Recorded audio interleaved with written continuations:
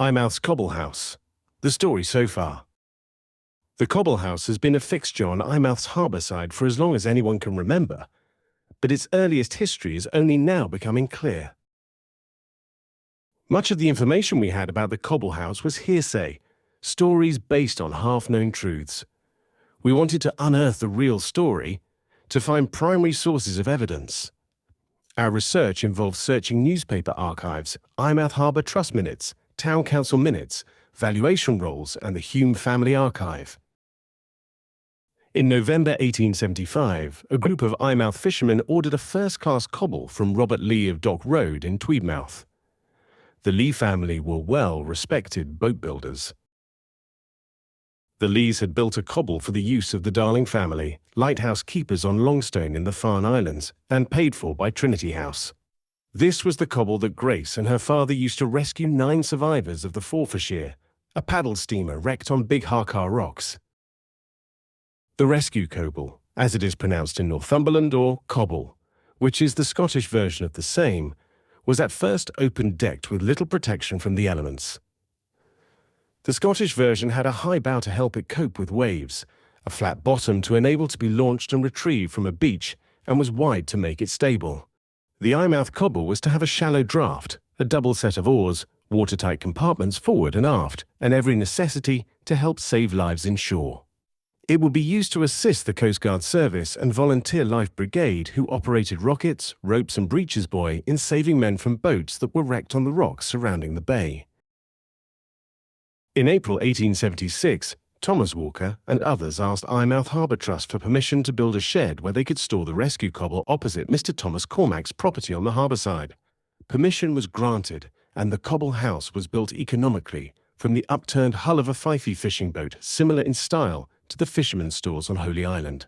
Its position near to the beach meant that the rescue cobble could be speedily and easily launched and manned by an ordinary crew.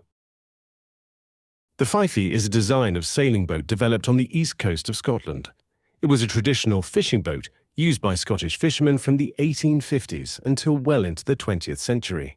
These boats were mainly used to fish for herring using drift nets, and along with other designs of boat were known as herring drifters.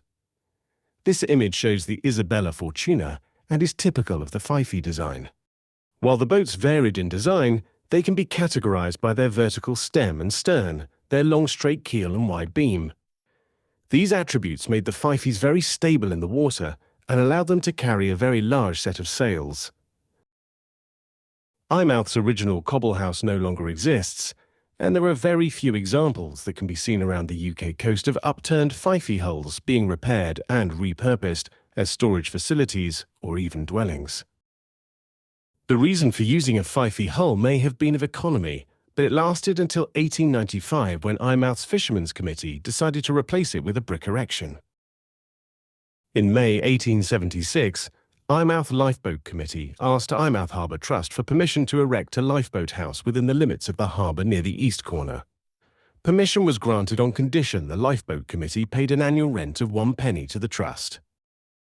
The buildings in the background of this photograph are believed to be the original lifeboat station and were built parallel to the river at that point on the Guns Green side. The landowner at the time, Mrs. Hume of Guns Green, originally objected to the building of the lifeboat station on her land, and it took a visit from 2 members of the Lifeboat Committee to her home in Edinburgh to persuade her to allow the building to proceed. An endowment from Thomas Grindlay allowed the RNLI to utilise the station to house Eyemouth's first lifeboat, the James and Rachel Grindlay, which was a wooden 8-oared rowing and sailing lifeboat, measuring 30 foot by 8 foot. The original lifeboat station was replaced in 1908 with a building and slipway that was at 90 degrees to the original and ran parallel to the Smeaton Pier at the harbour entrance. For many years, the new lifeboat and succeeding models couldn't be launched into the harbour at low water, despite a custom-built slipway and later a Caterpillar tractor, and the rescue cobble was still needed. But the cobble remained the best boat for inshore rescues and worked in tandem with the lifeboat until at least 1939. The changes to the harbour in the early 1960s, where the original harbour entrance was closed off and the new entrance was created by cutting through the Smeaton Pier, resulted in the lifeboat station's slipway being blocked and use of the station was discontinued with subsequent lifeboats being moored afloat in the harbour. The Coble remained in service until at least 1939 and often was launched alongside the RNI lifeboat. It was used for inshore and harbour rescues, and the building housed the rescue equipment for shore-based rescues. It was only sometime after 1939, maybe at the end of the Second World War, that the Coble was removed. 150 years later, a similar arrangement exists. The all-weather lifeboat Helen Hastings operates successfully with the D-class inshore lifeboat Sheila to save lives close to the shore and out at sea. By 1945, the building was used as a store for fishing gear and became a meeting place for retired fishermen mending nets and women waiting for the safe return of their menfolk. It also housed the town barometer that had been bought by subscription at the instigation of David Milne Hume of Paxton in 1849, costing £13, top of the range, and later sited on the left corner of the brick Coble House. There are no title deeds for the Coble House, but it has always been regarded as a community resource.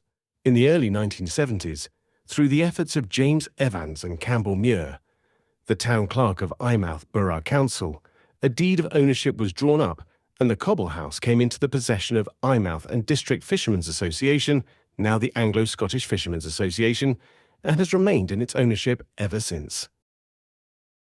In 1964, the Eyemouth and District Sub-Aqua Club were allowed to rent the building as club premises and install an air compressor to charge their diving cylinders.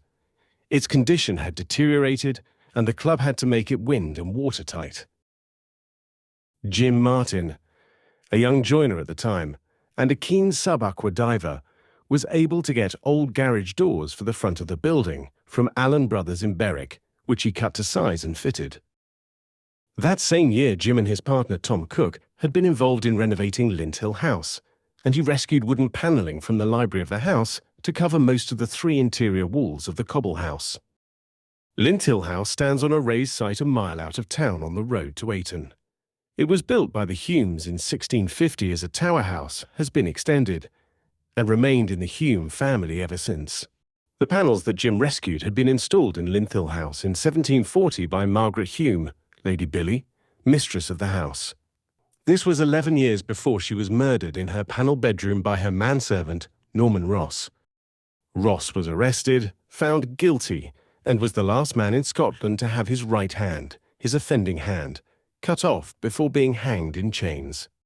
In 1964, it is alleged that at least one of the joiners working on the house asked to be taken off the job because he felt sure the house was haunted. Eyemouth and District Sub-Aqua Club rented the Coble House from 1964 until the 1990s. The club used it as a changing facility, storage for bottles of compressed air, and a yellow raft that could be moored in the bay to teach snorkeling and scuba diving.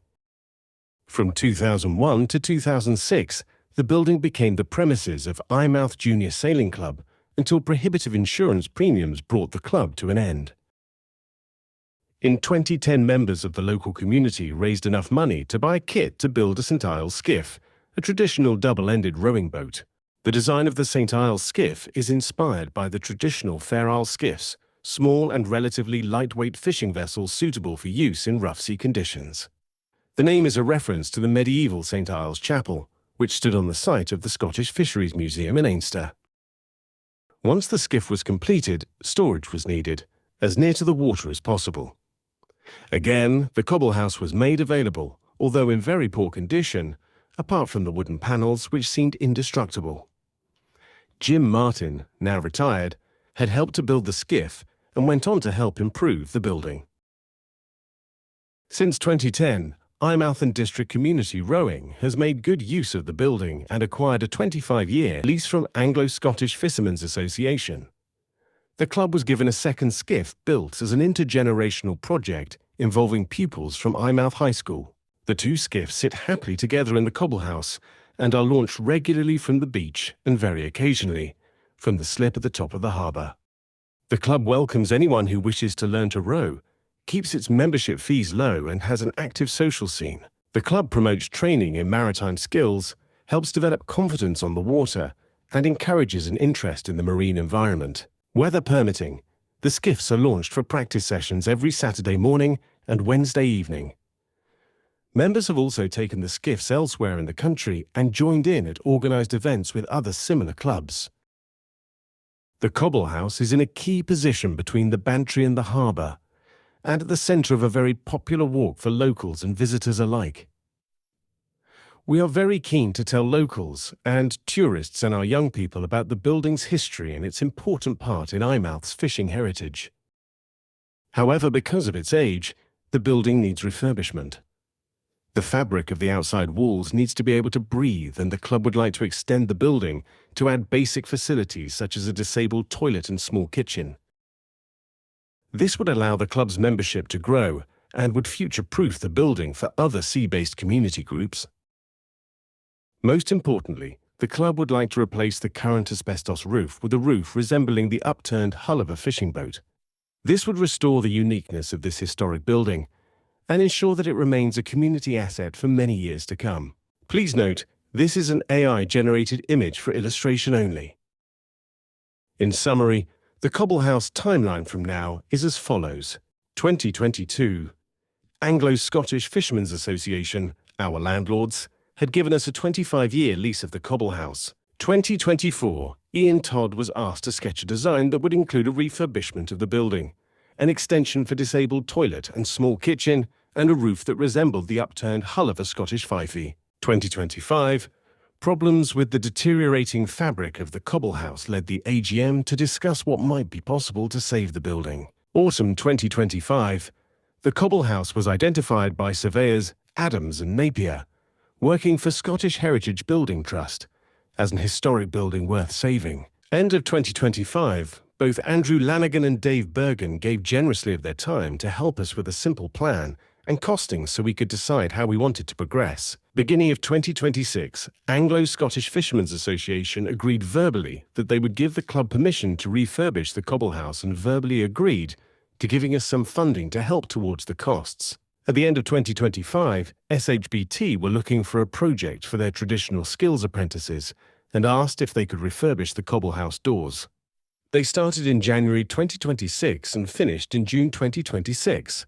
April 2026, we hadn't enough information or knowledge for early funding applications to be successful, but the local wind farm, NAG, through Foundation Scotland, granted us some funding. June 2026, Scottish Borders Council gave us a funding grant to allow us to invite tenders for architectural services so we could make a start on phase 1 of our project. July 2026, Ben Tyndall Architects and CSY Architects working jointly won the contract and have already started work. Thank you for watching and come back soon for updates on our progress.